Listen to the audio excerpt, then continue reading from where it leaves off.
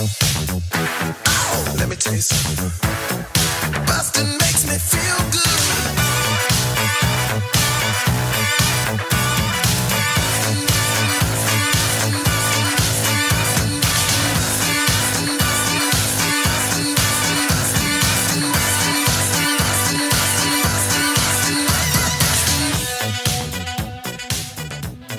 Hi, everybody. Welcome to Blockbusting, a podcast where we love to hate the movies. I'm your host, Jay Light. Joining me today, he's a comedian, he's a musician, he's a bon vivant, Zach Pyke. Hey, Jay. Good to see you, man. Good to see you, Been too. missing you. Miss seeing your face. Dude, it's so good to see you. Me and Zach go way, way back. Yeah. Like, Improv 101, wasn't it? Improv 101 at UCB, dude. Yeah. We both Crazy, did the intensive. man.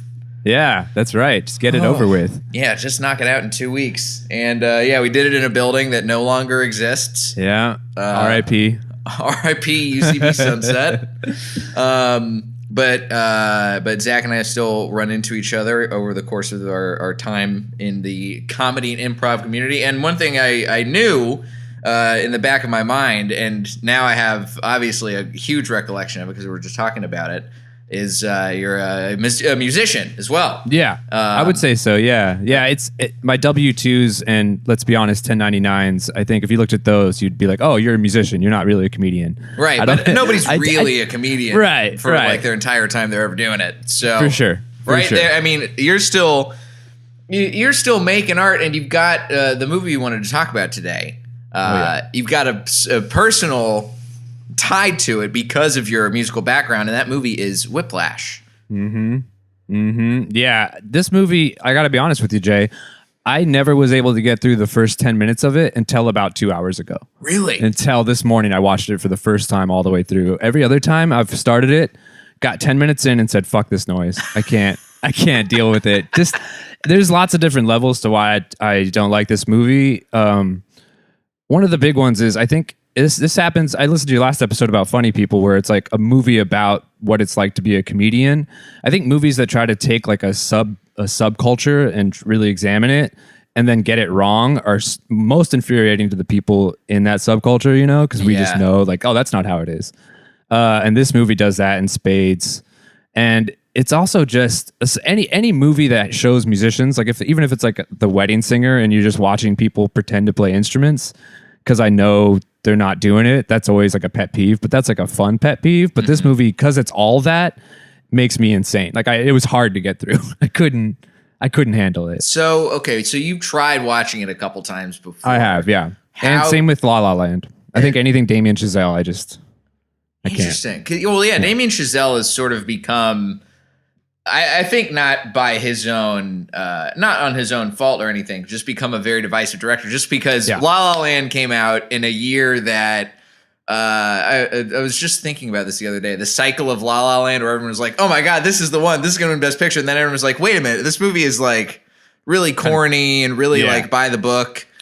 And Moonlight is obviously a much better movie. So let's go, why is everybody praising La La Land? And then the cycle came back around when people were liking La La Land again. And Damien Chazelle, I think, just kind of got caught in the crossfire as a director from that. And then First Man flopped and nobody gave a shit about him anymore. I didn't know he did that movie until kind of doing a little bit of Wikipedia research for this movie, that I saw First Man on a date with the gal I'm with now. And I thought it was fine, but if I knew there was a Damien Chazelle movie, I would have picked another one. I would have gone to like Transformers or something, because he's, I guess, in that divisiveness you're talking about, I'm on that no Damien Chazelle.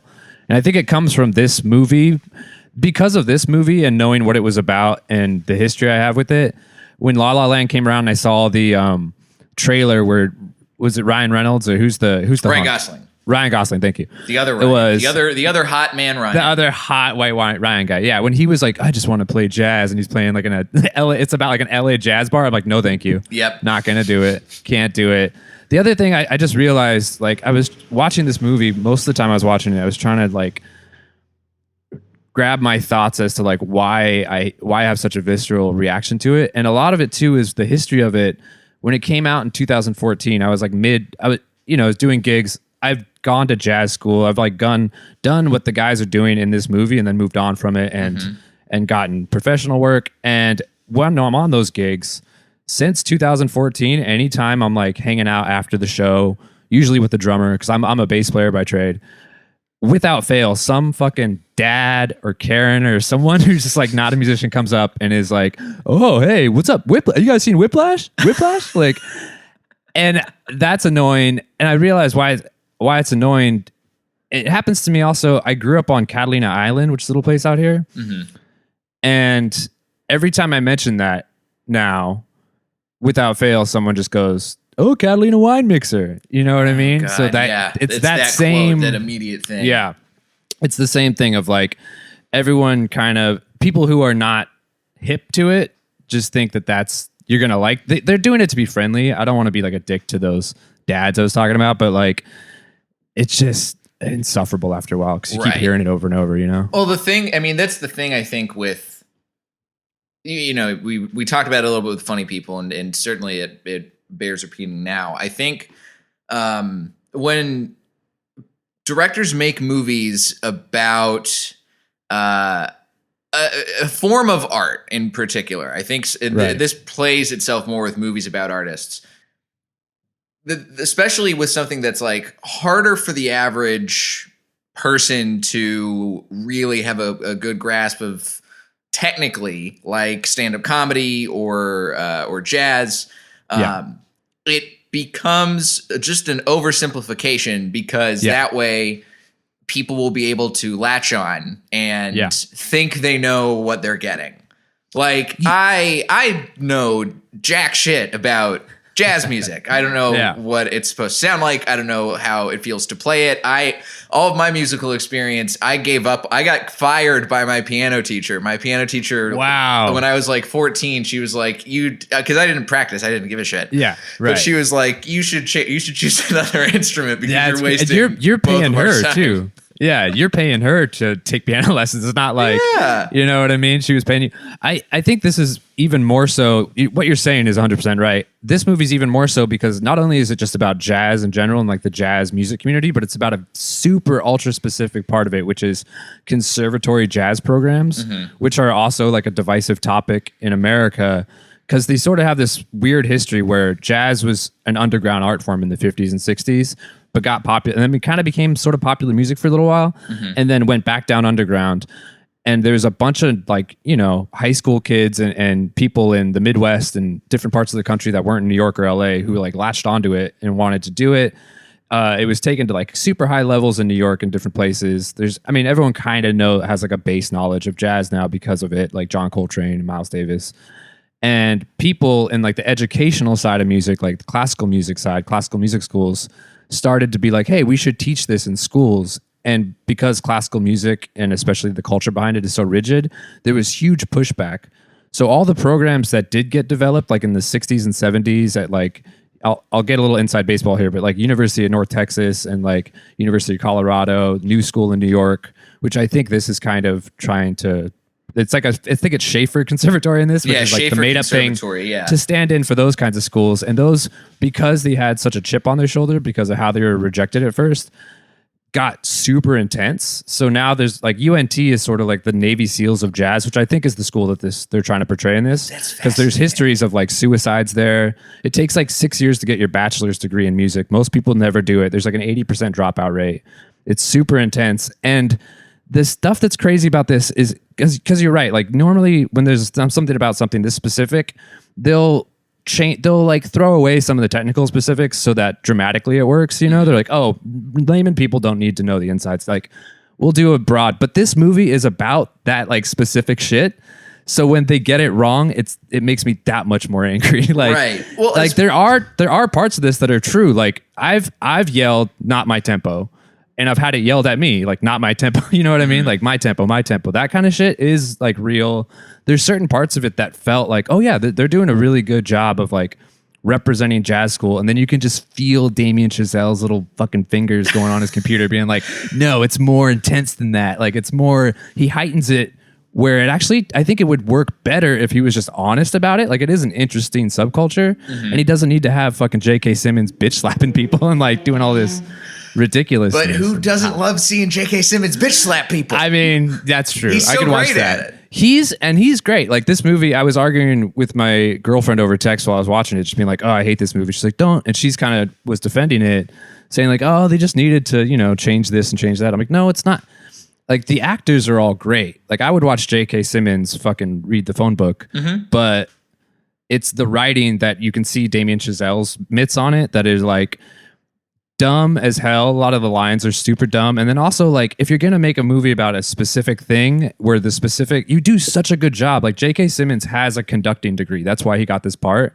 Really? Like Miles Teller really plays drums. The guys they call it a studio band in this movie, but they're called lab bands. Like in colleges, that whole thing of like competition bands, like which I used to be in, are called lab bands. And he like the lab band musicians in the movie, the extras, I guess they're sort of just like featured extras in this, right? But they're a lot real of them musicians. They're real musicians who are in lab bands. I think it was like the University of Colorado lab band. So like they did those things, and then they fucking just throw it out the window sometimes, where they're just like, when it gets to the musical specifics, not to get like too in the weeds, but like when J.K. Simmons walks into this other teacher's lab band, Miles Teller's in, and starts just like poaching people out of it and like treating people like shit, be like, you play this, you do this, you do, give me this bar, and starts being like verbally abusive. That would never happen, first of all. But then like the little moments where he's like tells the bass player to play 5 bars of Donnelly, it's not 5 bars of Donnelly. Like just do it. You're already halfway there to do such a specific thing. To actually have him play 5 bars of Donnelly, or like at the end, they have a bass player. The bass player in that first band that he's in is actually playing, and a lot of the musicians are actually playing. But then at that final concert, that bass player is not a bass player, and he's just fucking holding it while the song's going on. I'm like, well, that's even more you were right there. Why did they do that? Yeah, like all that little shit. Just I was like this the entire time I was watching it. Like, what the fuck is happening? Oh my here? God. I guess and I only have a vague understanding of music conservatory programs in general. Like I know UNT had a huge music, because UNT was in my backyard. You're from Texas. That's right. So that's right. Okay. Yeah. Denton. I learned how to driving around the UNT campus. No shit. Much. That's awesome. And that school is in particular. Yeah. I had a friend who went to Berkeley, Berkeley College of Music, and I had friends who went to study at Cincinnati, but in the acting program. So, the music side was huge still, and it's still, I guess, a well-regarded program.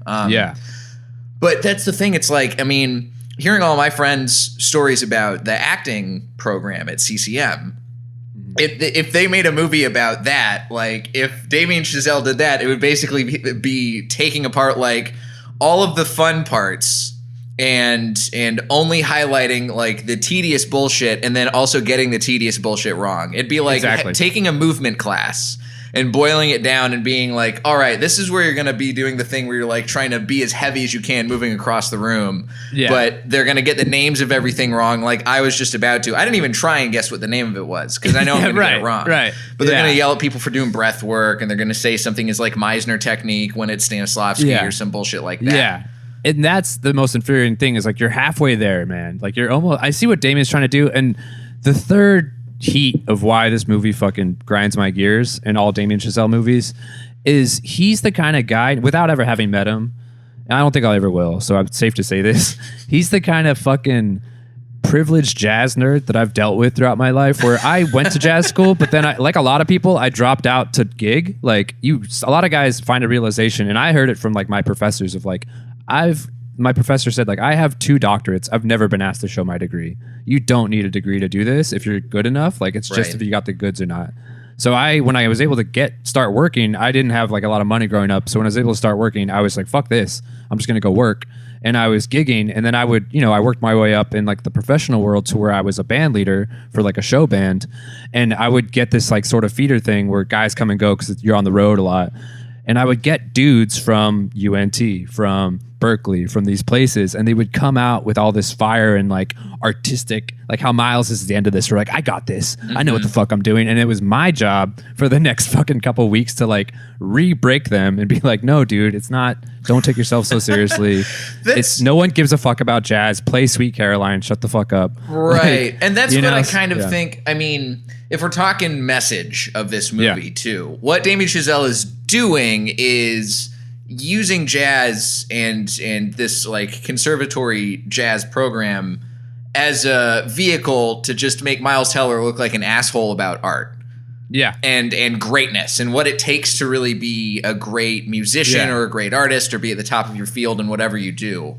And that's the part that I want to know what you think about that part specifically, because I know all the technical stuff, like you can't get past it. You're shaking your head now. Like what's your take? I totally agree with you. I think that is actually maybe the thing that grinds my gears the most, and I have the most personal connection with, is that artist mentality that is imbued in people, especially in jazz. And I think it was imbued in Damien Chazelle and whatever upbringing he had. I know he did competitive high school jazz band. I don't think he actually ever went to conservatory, but he just went to Harvard, so that's a different kind it's like a competitive brain conservatory. In the same way of like, it's like that elitist thing, which is a funny thing for like a left coast liberal to say, but like there is an elitism that comes from going to like a college, basically just going to college as a musician. Right. You get out of it, and in colleges in America especially, they teach you to be like you want to be an artist, like you want to be like, it's so important, what we're doing so fucking important, you know, and so precious. And then when you get in the real world and you have to be on a fucking cruise ship and just play Sweet Home Alabama for like a bachelorette party, these guys want to kill themselves. Like they immediately fall out and like, wait, this is what real life is? I'm like, yeah, dude, it's a blue collar job.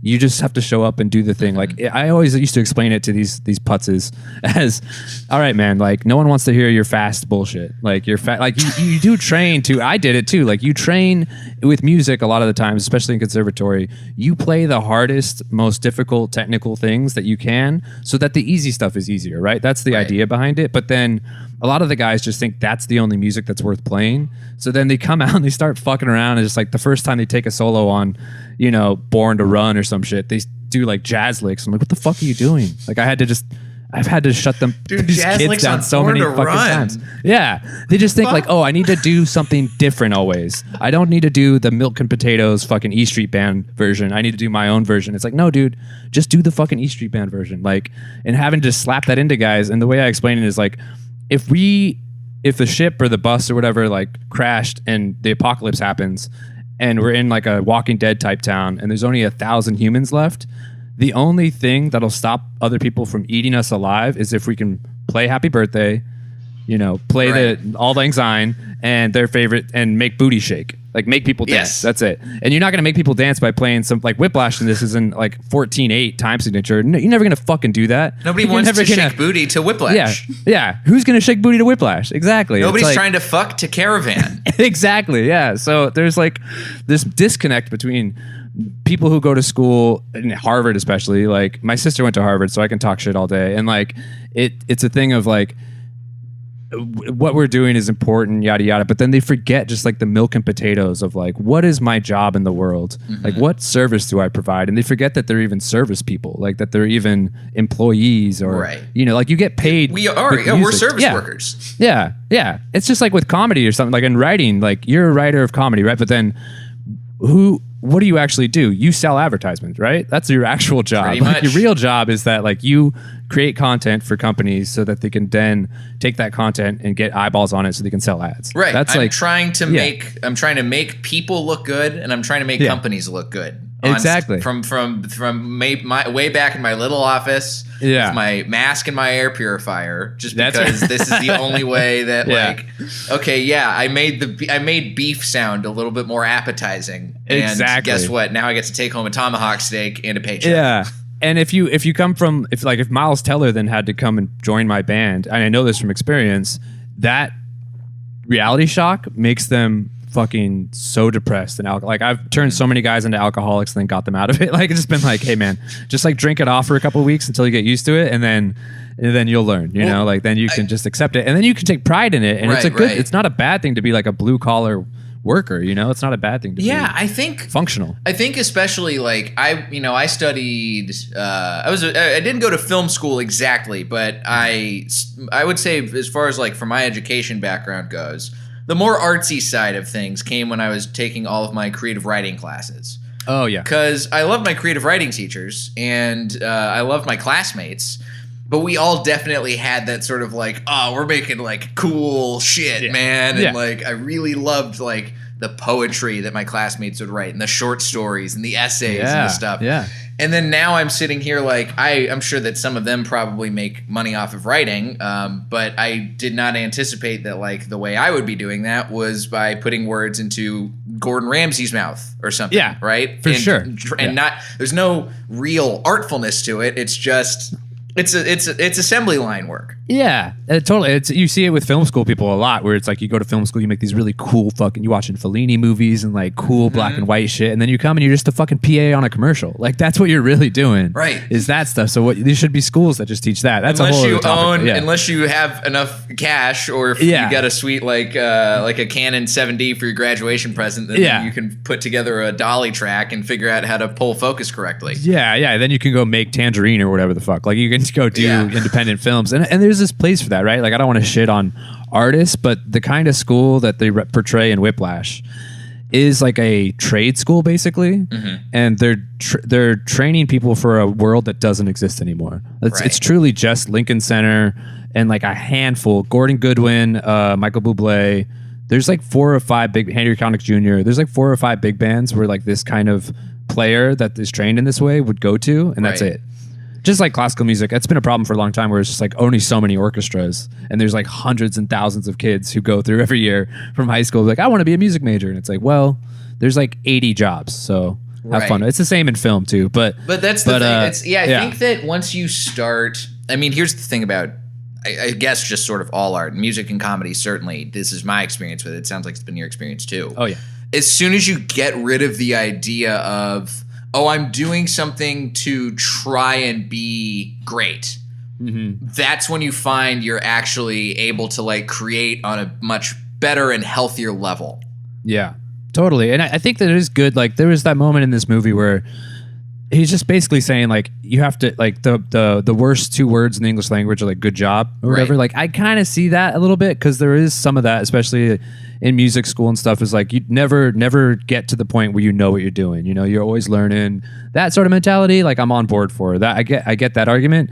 But then the fact of like what I'm doing serious, like this is real shit. Like that is just exudes off of every Damien Chazelle thing I've ever seen or trailers of, because I'll never watch the full movies. But like I just feel that vibe, and you see it. You know, you see it in every kind of art form, and there's a place for that. But you can do both, right? You can. I have the thing of like in LA you have a lot of people who live here and do creative things who come from money or means so that they can just do that. They can just like come here and not they don't have to subsidize their work through their own actual work. They just find a way to have they could just they find the best way to ask their family for it. Exactly. They can just do like the unpaid internships and stuff. And for me, like my wealthy family is like the cruise ship and touring Broadway industry. Like I just have to I have to go do that for 6 months of the year so that I can come back here and do like a fucking wordless clown show with like an accordion song. You know what I mean? Like whatever weird shit that turns me on is like the actual art stuff that I like, which has a place in the world and has value. But there needs to be like some like, I think you need to pay your dues a little bit. Yeah. I feel you there. I remember when I was first getting interested in doing stand-up at all, I was listening to a lot of Bill Hicks. And I love Bill Hicks. But one of his bits that I remember really latching onto and loving when I was younger was his bit about how much he hates advertising and marketing. And he was like, if you ever do any fucking commercials, you're off the artistic roll call and all that shit. And I was like, yeah, I'm never going to fucking, and then come to LA and you're in LA and then somebody sees you on a show and they're like, oh yeah, do you have a commercial agent? You'd be good. Maybe let's have a meeting. And then I'm like, I remember I took a commercial class and the teacher was like, commercials are the thing that you can use to subsidize your artistic life. Like you're going to make that money and it's total bullshit, but you can use that to actually feel sure good. You can feel good about the other stuff that you're able to do with that later on. So like, I'll be your corporate whore. Sure. Give it to me. Let me ride that pig for $500. I'll take it. I also feel like it makes the art that you end up eventually doing better because you had to earn it. You know, you're not just constantly like playing with house money, just making whatever the fuck. You can tell. You go to like shitty improv shows or there's during Fringe in LA. There's a lot of one man, one woman shows that happen. Like you can feel it when there's no adversity. that came into the birth of that thing. You know, you can feel when they just like were able to do it and no one tried to stop them, and you're like, someone should have told you no at some point, right? And I think having that like commercial, like you have to earn this. It's like when you put limits on creativity, I think is when the best art happens. If you tell someone like, oh, you have to make art, but it has to be in this box, it's usually when it works out the best. If you just say like, do whatever you want, man, like everyone gets straight A's. You know, I sound like an old man, but like it's true. Like you can see it happen. Yeah, you sound like the nicer version of J.K. Simmons in this movie. Yeah, kinda. Yeah, and it's funny because I agree. Like I agree with his character, but then the way he's portrayed is such bullshit. I had a band leader when I was a high school kid. This similar thing happened to me where I got like discovered by this regional competitive big band leader, Stan Lawrence. He runs this band out of San Diego that was like sort of like. It was like a big deal. You had to audition for it, and then when you got in, you would compete around, doing competitive jazz band stuff. And he was very much like J.K. Simmons, where he was like, "Are you dragging? Are you rushing? What's going on? Are you?" He was like kind of a dick about everything, and he would be like, I would like drag a few times, and he's like, "All right, everyone, put your instruments down. We're all just gonna clap on 2 and 4 and make Zach play this whole chart by himself, and just like watch him do it." Like there's like that intensity to it, and I'm like, that was great for me. It was great for me. I like thank him. He's unequivocally kind of an asshole, but it was good for my experience. So I should love this movie, but I fucking hate it. Like it just doesn't. They don't show that well enough. It again. Yeah. Oh, maybe that's it. Yeah. Maybe that's it. Maybe it's too close to home. Maybe. But, I think it's because the big question I have is like, is there a version of Whiplash that works for you? Is there like something that can be changed that you think would make this movie sing? That's a great question. You know what? I think it's turning it down like 20%. Just turn down the J.K. Simmons like physical abuse 20%. Turn down the like really on the nose relationship stuff between like him and his girlfriend. Turn down the family hating the fact that he's a jazz. Like people know it's 2014 when this movie's made, presumably, because there's like fucking references to viral videos in it and the double rainbow bullshit. So like people know you can make a living as a professional, like I don't know. Some of it just feels so on the nose, and it's just Damien Chazelle writing his bullshit. Like he's so happy about it. It's the same thing I don't like about Woody Allen, which I mean, there's lots of things to not like about him now, but like every character sounds like Woody Allen. In these movies, every character feels like Damien Chazelle in their like skin, like he's just hiding behind everything. And he's like, this is how I feel about art and the world and jazz music and how the struggles are and yada yada, and that shit all bums me out. I think if you just showed like a fucking documentary, and this is true about like music portrayed in movies when people are playing and not really playing, that's an easy fix. Like now there are concert videos that look great, right? Like you can do it, and there's musicians like me who are part of AFM and SAG. Like there's people who can do both, like who can act a little bit enough to deliver fucking under 5 lines, and play the shit out of their instruments. Like you can do that. Just do that. Like, and they do it for half the movie, and then they just fucking forget about it. They're just like, fuck it. We don't have it in the budget or something. I don't know why they didn't do it. And it's just like, I think Damien Chazelle, to go back to what we were saying, and the reason I hate this is like, he feels to me like someone who hasn't had to fight for a lot. That might be unfair to say. It might just be my weird, like, resentment, chip on my shoulder shit. But like, it feels like everyone who read this script or like the short film he made to get it sold or whatever was like, yeah, that's fucking, oh man, that's fucking great. You know what I mean? Like everyone was just jacking him off. I don't know. I don't want to like. It could be. I mean, this is. I mean, I'm looking. This is Damien Chazelle's early life. This is according to his Wikipedia page, right? Oh, hit me with it, please. His father is a professor of computer science at Princeton. His mom is a medieval history professor at the College of New Jersey. There it is. He was raised in Princeton, New Jersey. His sister's an actress. Their English-born maternal grandfather is son of a stage actress. He's been a filmmaker. Worked as a musician. He was he went to Harvard, and that's just like, I mean, that's just what he did. That's just his life was Ivy League education, like Ivy League family. Yeah. In fucking New Jersey, and it just doesn't seem like he, when he first moved to LA, he worked punching up scripts or writing other scripts, and it just doesn't seem like I don't know, the adversity that I think he wants to convey is just yelling, and there's not really, you don't get the actual sense of pain that it seems like you have seen in much more granular versions. It exists. Like, the story he's trying to tell is a compelling story, and the microcosm subculture he's trying to portray exists in a compelling, interesting way. Mm-hmm. And then this fucking rich kid came around and just like said, like, I think it's like this, or he like wants to feel part of that. Like, he was a part of that thing, you know? Like, it's like if some just rando made a movie about paramedics, you know, because they got like 1/3 of the way through getting their EMT license, and they're just like, I got this. I'm going to show them how the real gritty is, and then they come out with like Chicago Fire or some bullshit, and you're just like, what the fuck? If you're like a real paramedic, you're like, what the hell is going on here? Yeah, what the fuck? So yeah, same with La La Land. Maybe I should watch La La Land. I don't know.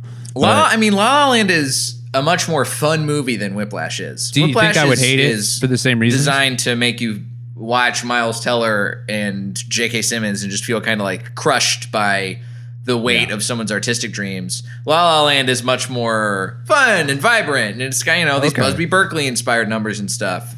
I'm on board for that. Yeah, it's fun. Well, maybe I'll try it. People get. I mean, I will defend La La Land in that people like unfairly maligned it. I think just because. Oh, okay. Just because it became the cool thing to shit on. Right.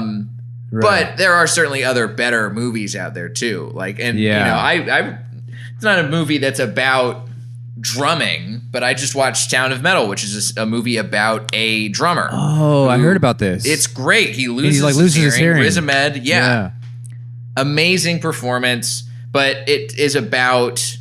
It's only about a musician. It's not about music. It's just about the struggle that he goes through after he loses his hearing in the first 15 minutes of the movie. Yeah, and that's more fun. I get that is. Like, if this movie was a little bit more of that, it'd be cool. It's just they have so much like jargon and so much try to be inside baseball. Like, this is what it's like to be a fucking lab band musician in New York, like coming up. Mm-hmm. And it's false that it fucks everything else up for me, because there is some cool like just relationship drama, just like daddy issue stuff that's happening. That's cool in this movie that I like. And yeah, it's a little strange because there is, like I said, it's a rich, cool pot that he got to pull from, and now no one else gets to pull from it for a while because it'll be compared to this hunk of garbage. Like the fact, like the cool stuff about how there's sort of this toxic, ultra competitive energy in jazz music. Like I studied with the bass player who played for Buddy Rich towards the end of his life, and Buddy Rich is like a big part of this movie, and he told me fucking a ton of stories of like the first time he did a gig with him, they were in Vegas and he did sound check, and then he had some time off, so he went to hang out by the pool. He's laying there with his eyes closed, and like he felt this person come up next to him, and he kept his eyes closed, and this guy whispers in his ear, "If you fuck up tonight, I'm gonna fucking kill you." And it was like Buddy Rich. Like he opened his eyes like, "Oh, hey buddy, what's going on?" Like and there's famous audio tapes of Buddy Rich screaming at his band, and there's like cool stuff to be mined from this world that he's trying to show it in, and he just showed up and fucked it up. Like maybe I'm like resentful because I'm like, I could have wrote this movie and it would have been better, and fucking Damien Chazelle's punk ass just came out of Harvard and like got an apartment in West Hollywood and nailed it. I don't know, man. Who knows? maybe you can. There's still time, Zach. I believe in you. Right. Whiplash 2, baby, it's coming. Whiplash 2. It's gonna be all acoustic super boogaloo. Specifics. Acoustic.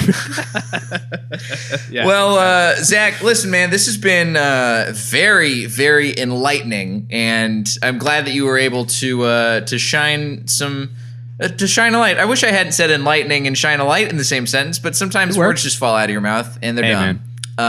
This has been fascinating to hear about why a movie about jazz sucks from an actual jazz musician. Thanks, man. It's felt a little bit like a therapy session. I feel like a weight has been lifted. Just getting all this off my chest in terms of my resentment towards, I guess, like the elite class of jazz. I don't know. I don't know who I'm mad at necessarily, but I'll just say Damien Chazelle for now. And I guess I'll watch La La Land, man. Thanks for giving me. Well, before you watch La La Land, watch Sound of Metal. But then watch La La Land after that. Okay. I'll do a little double feature tonight. I got time. There you go.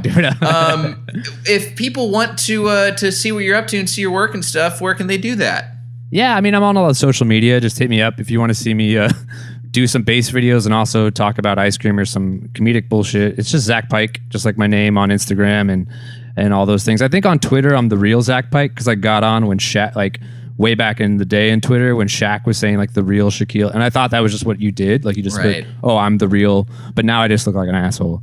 So I'm that on Twitter. But yeah, Zach Pyke on all the things, and I also do. I don't just yell about jazz. I do a lot of podcast stuff. I got a podcast about the show The Bachelor called The Bachelor Zone, where you're hard-hitting zone for hard-hitting Bachelor stats and analysis. So we just break it down from like a sports point of view. It's kind of like if you like sports morning radio, but also like The Bachelor, which I know is a small Venn diagram. Come on over. Interesting. We'll give you I like the that. goods. It's the ticket, but for Bachelor fans. That's right. That's a Dallas reference for all the all you other UNT heads out there. You can find me at Diet J on Twitter and Instagram, jlightcomedy.com for all the other stuff. And if you're interested in supporting the show on Patreon, do it. You can go to patreon.com/blockbusting and get access to bonus episodes in the movie club and all sorts of fun stuff. That's it. Zach, thanks again, dude. Man, it's a pleasure. It's so good to see you, Jay. A lot of people say we look like brother. I used to when the world was open up, people were coming up and saying like, hey, you know Jay Light? You guys are brothers. So I missed your face. It reminds me of it's good to see your face. And it's good to see that we both have also upgraded our glasses to more adult-looking glasses. Absolutely. You got to evolve, you know? You can't stay put. Thanks, Jay. Thank you, Zach. This has been Blockbusting. Go see something good for a change.